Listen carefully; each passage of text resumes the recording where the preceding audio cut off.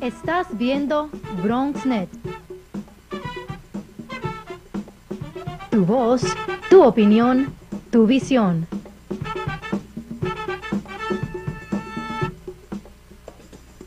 Las opiniones expresadas en este programa son exclusivamente de los participantes y de ninguna manera reflejan las opiniones de BronxNet o sus patrocinadores. On this edition of Diálogo Abierto, we have Rob Moore from BronxWorks to tell us about an initiative started by seniors to get fresh produce to Bronxites.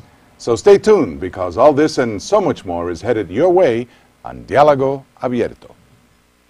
Comunicaciones. Me gustó. Te felicito. A lo largo de 50 años. Nunca olvidar de dónde vienes. Muy bien. Orgullosa. Integridad.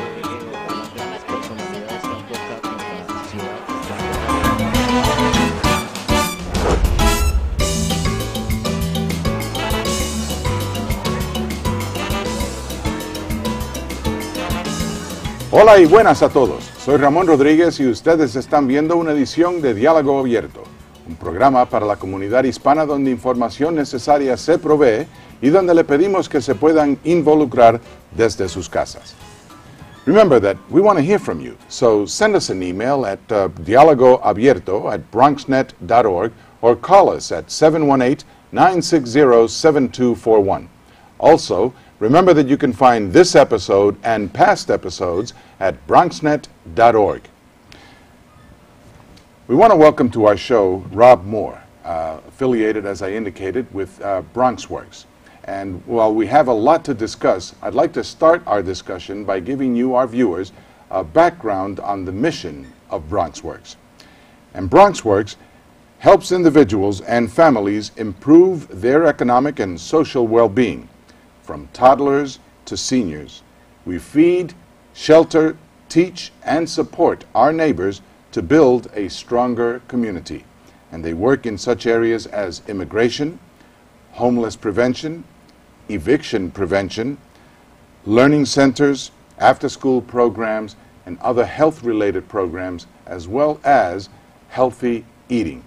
And the healthy eating portion is what our guest Rob Moore is going to talk to us about, and how it is that this evolved through the BronxWorks family. So first of all, Rob, thank you for being with us, and welcome to Diálogo Abierto. Thanks for having me. And I certainly am very interested in finding out more about the food program that BronxWorks developed under your leadership over the last year or so. And first of all, share with us what gave birth to this idea as far as the healthy food piece is concerned, and what has happened in the Bronx as a result of it?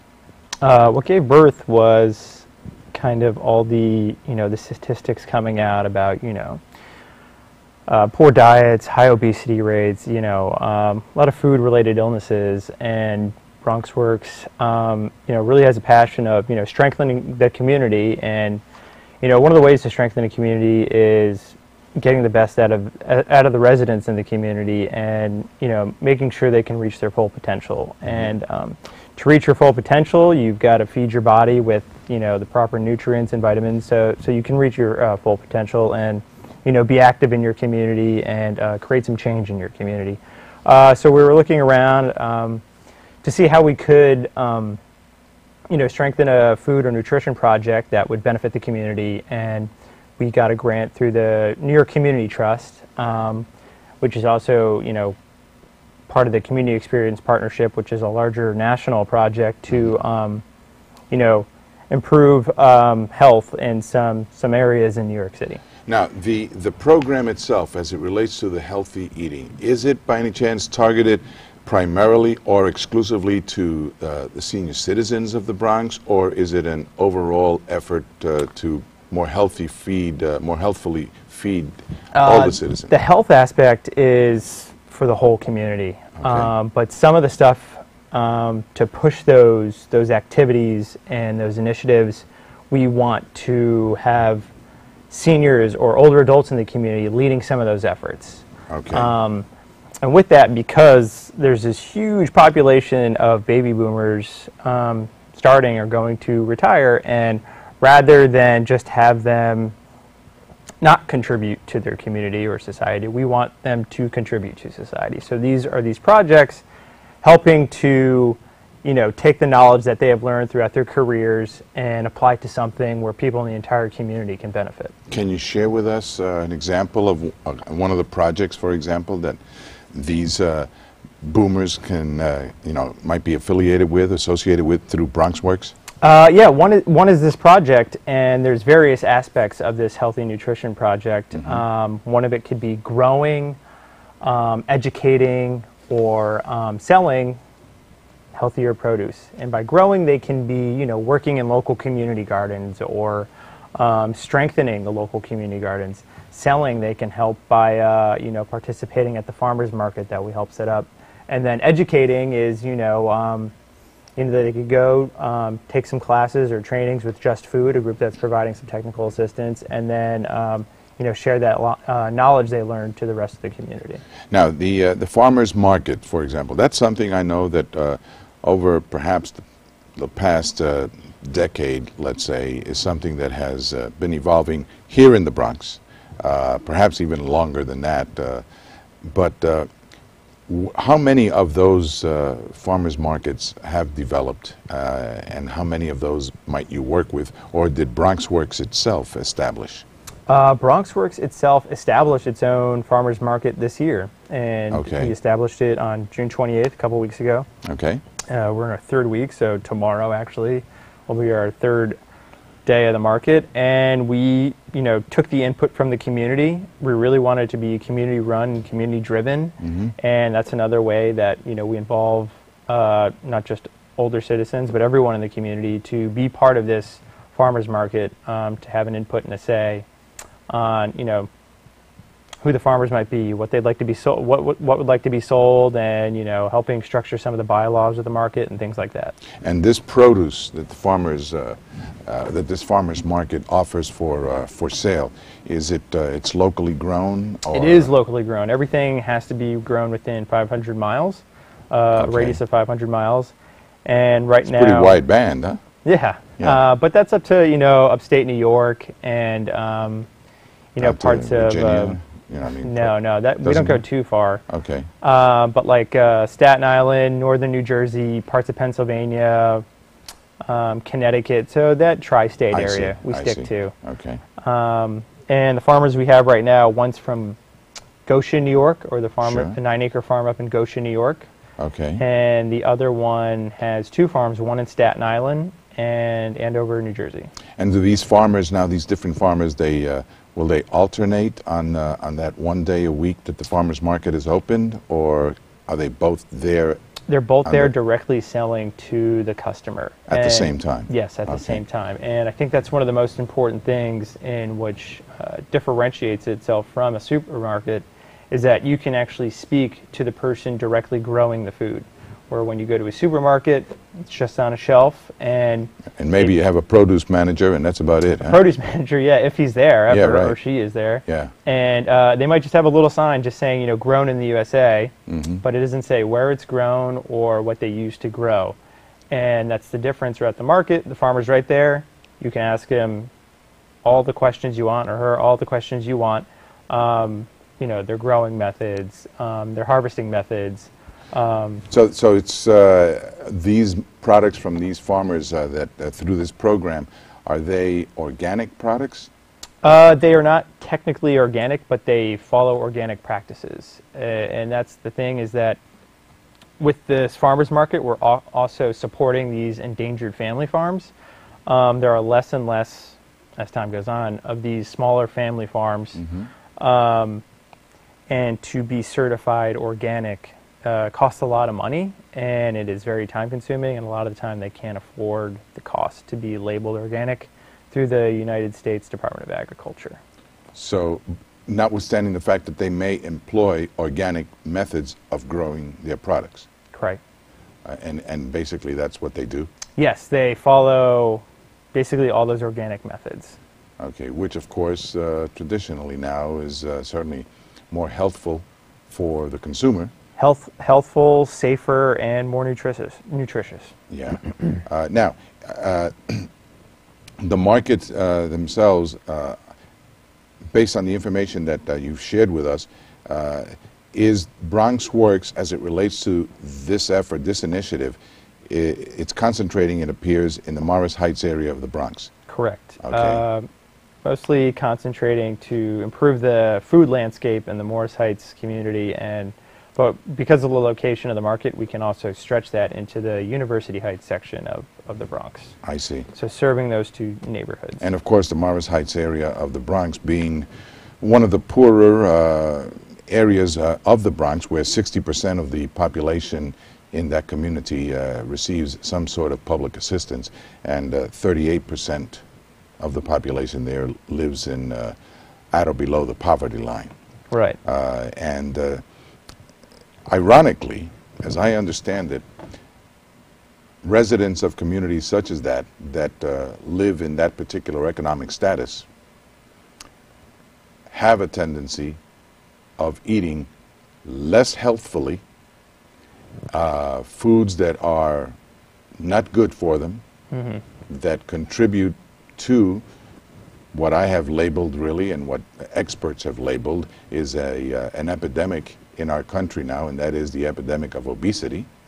And so they just eat what either smells good and or has some type of instant food sensitivity gratification, as opposed to learning perhaps more about how easy it might be to eat more healthfully, and how accessible getting these healthful foods is.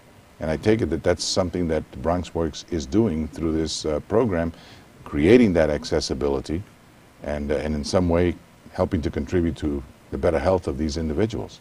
Absolutely. That really does sum it up about all the stuff that we see. But I mean, you know, before there was no farmers market where there is now. Just the physical presence of something being there and having that access, I think, is a huge, you know, boost to the community. And, you know, we had the community involved in it.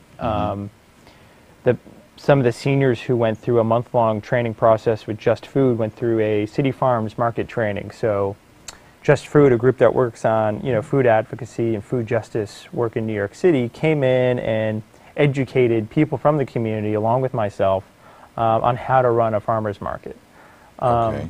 So the knowledge isn't just somebody coming in and dumping this farmer's market. The knowledge is really coming from people who have been trained within the community and who are able to share that knowledge with the community. And so it develops this kind of group consciousness. And, you know, people can really learn better from each other, and that's what we hope to accomplish as well by getting the community more involved. And in terms of the reception that the community has given to this program, how would you assess that? I think it's been great so far. We had a great opening day. Some of the other stuff that the seniors have been working on has been, you know, establishing a local community garden, and that's over there on Grand in West Tremont. And it's a Leave It Better kids garden, and there's also some adult beds there. And you know, from where it started to where it is now, you can see tons of plants growing, new planter beds, and people are actually harvesting food. And the food that they can actually harvest from that community garden can be sold at the farmers market. Really? So the farmers market isn't just an outlet for rural farmers, it's also an outlet for urban growers. So that could be anyone with a backyard garden or a community garden or somebody just growing herbs on their windowsill. It's just an avenue for the urban grower to use that as a platform to sell the stuff they grow.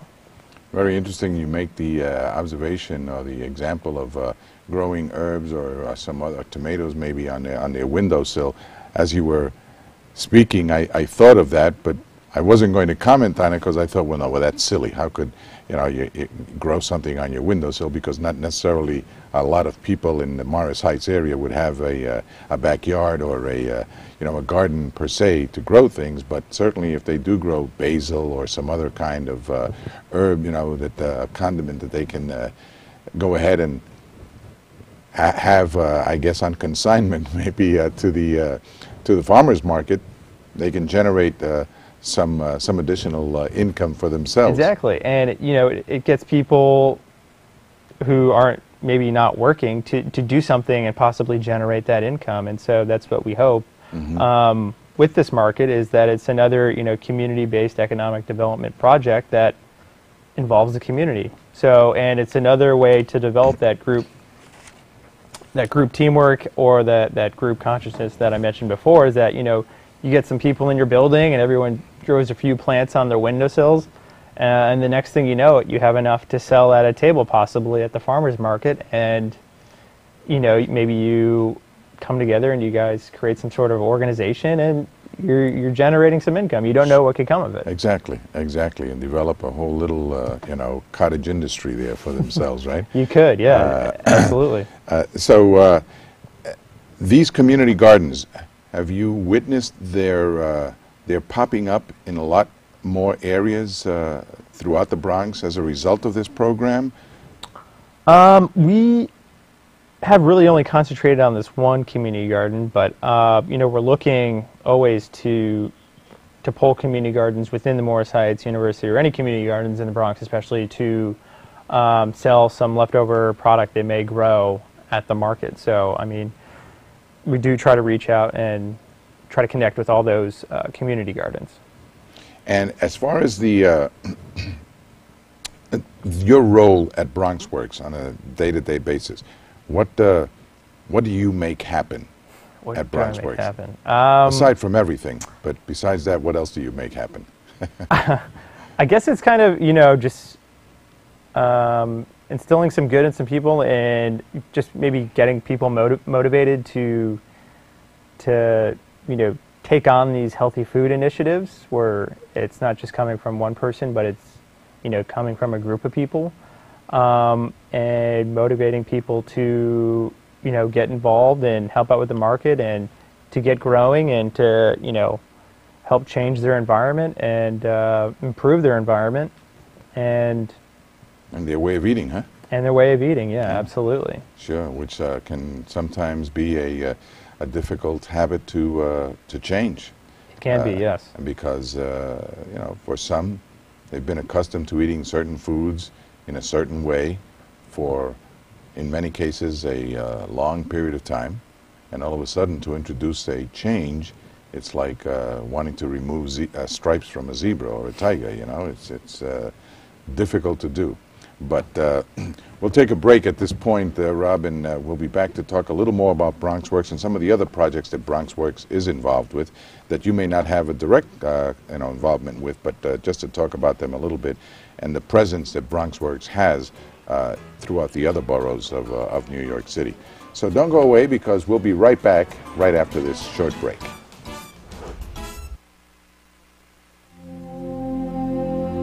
Can you tell which of these children was not born free? Can you tell which of these children was not born equal? Can you tell which of these children does not deserve to be treated with dignity?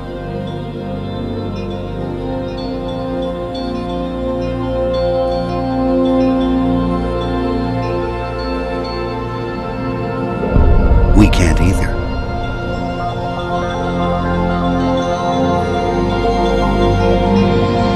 Human right number one. We are all born free and equal. What are human rights? Find out at youthforhumanrights.org.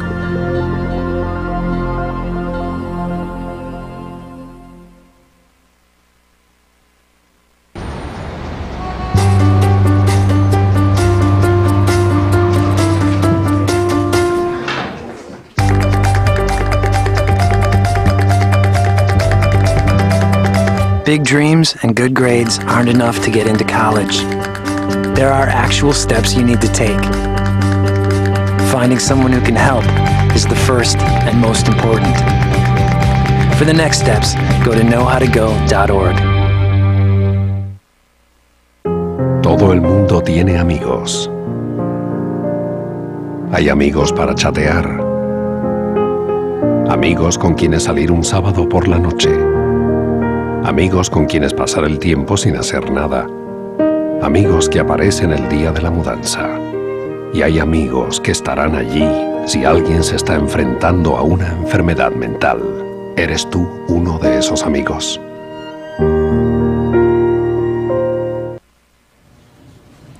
Aquí, televidentes, regresamos a nuestro diálogo abierto con el señor Rob Moore, aquí hablando acerca de la organización BronxWorks y del esfuerzo que ellos están haciendo y que han lanzado a través de los últimos varios años y recién en abrir un mercado al público donde productos se venden frescos directamente de las fincas de donde vienen esos productos una vez a la semana, que ellos los presentan aquí en el área de Morris Heights, aquí en el Bronx, para poder introducir a la comunidad la idea de cómo poder alimentarse más saludablemente para contribuir en general a la salud de uno y tratar de romper el hábito y la tradición de posiblemente las clases de comida que uno haya estado comiendo a través de los años, que posiblemente no han sido tan beneficiosas para la persona y que no en realidad han contribuido a la salud de la persona a través de larga duración. Así que seguimos nuestra conversación y diálogo con el señor Rob Moore aquí. And Rob, as we go back to our dialogue, just letting our Spanish-speaking viewers know a little bit about what we were talking about and the purpose of obviously your visit with us today. I wanted to know, in terms of the efforts that BronxWorks makes on a day-to-day basis, and specifically as it relates to the the more healthful eating habits that you're trying to introduce, of course, through the farmers markets. What kind of marketing or what kind of outreach does BronxWorks do to get the community involved? Do you do any PSAs? Do you work through local community organizations, tenants associations, local schools, etc., to introduce the population that you obviously are trying to reach to this new way of eating and this healthful way of that they can make themselves better? Yeah, I know BronxWorks as a whole does a lot to engage the community. We've got 2 community centers. The doors are always open, and you do have 2 community centers? True. One at the Betances Community Center, and then another one on 1130 Grand Concourse. Okay, and are they open on a daily basis? Open on a daily basis, correct. And what purpose do they serve, actually? On our 1130 Grand Concourse Community Center location, we have our Early Childhood Learning Center there. We have some GED programs. Okay. Eviction prevention programs, okay. And our after-school GED programs are also located there as well. And that's where we have a pool. Oh, okay. Yeah. 1130. Is that on 165? About 167th, right next to the housing court. Okay. Right there, right by the Bronx Museum. Right okay.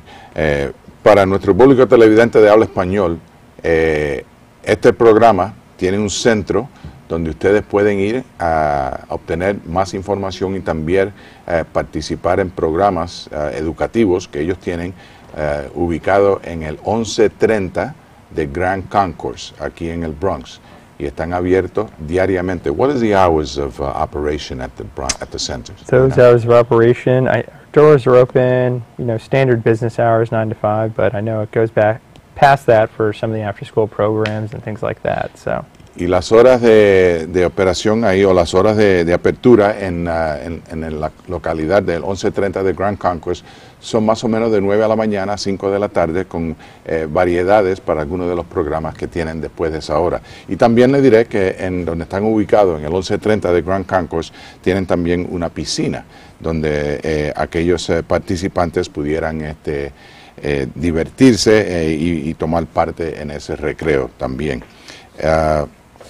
Now, I know that BronxWorks is not just limited in its efforts to the Bronx.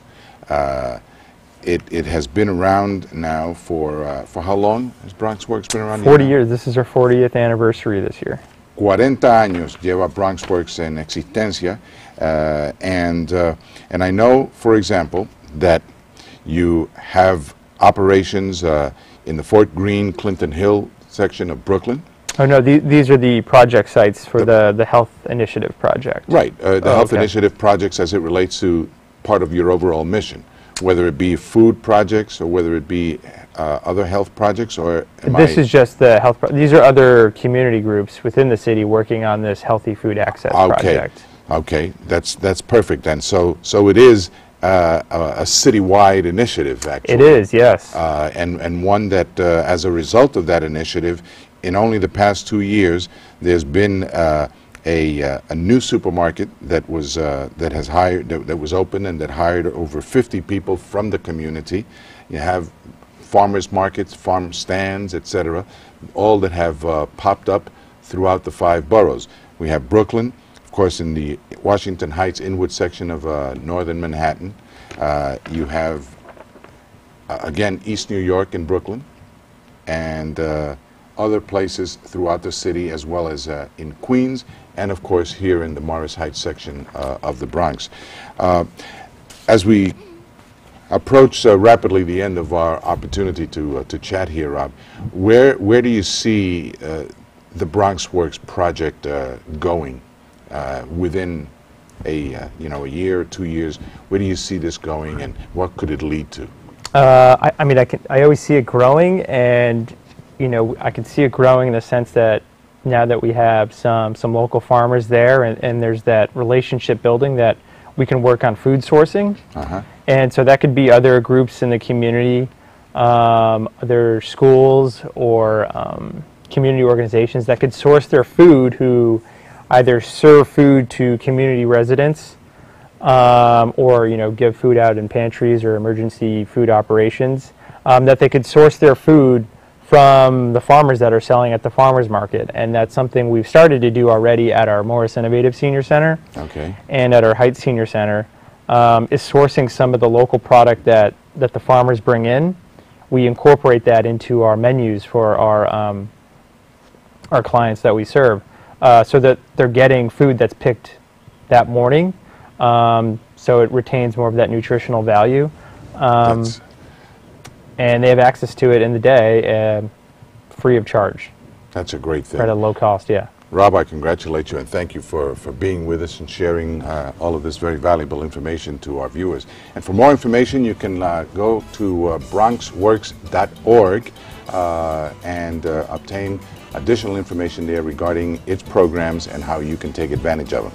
Pero televidentes, gracias por mantenerse sintonizados, pero lamentablemente se nos ha acabado el tiempo por hoy de esta edición de Diálogo Abierto, donde nos dedicamos a compartir información con ustedes. Como siempre, es un placer visitarlos en sus hogares y darle detalles de ocurrencias y oportunidades en nuestra comunidad. De nuevo les doy las gracias a nuestro invitado y a ustedes por estar con nosotros. Hasta la próxima, les deseo muy buenas noches y nos veremos en la próxima edición de Diálogo Abierto.